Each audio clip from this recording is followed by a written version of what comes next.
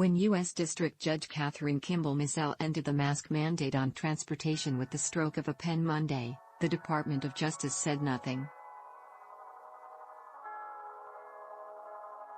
Tuesday, the department said it may appeal if the Centers for Disease Control and Prevention decided masks were still necessary.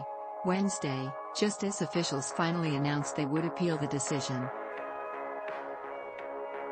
But the department still hasn't asked the judge to put a temporary pause on her far-reaching decision while the legal process plays out. For many observers, this all seems puzzlingly slow. The opinion itself came in for some strongly worded criticism like legal abomination because of its poor reasoning and rejection of established legal norms. To some, her interpretation of the law seemed poised to hamstring CDC now and in the future.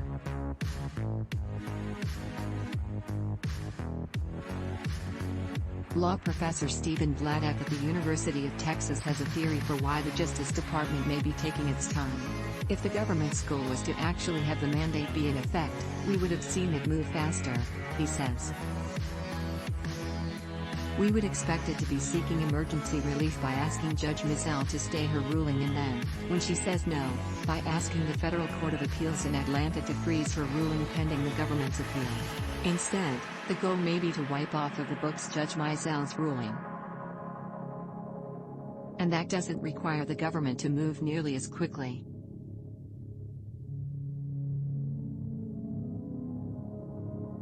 Indeed, it might even make more sense for the government in that case to actually go a little slowly. Here's why: the CDC's mask requirement on planes, trains and other modes of transportation was set to expire May 3rd anyway.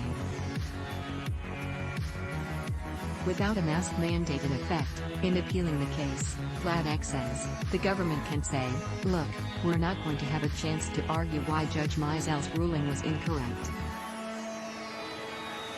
Therefore, the proper thing to do is to wipe that ruling off the books and just dismiss this entire lawsuit. This idea goes back to a lawsuit involving Munsingwear, a Minnesota-based underwear company. In the mid-1940s, the government sued the company, alleging it was violating wartime price regulations by overpricing its heavy knitted underwear, according to news reports from the time.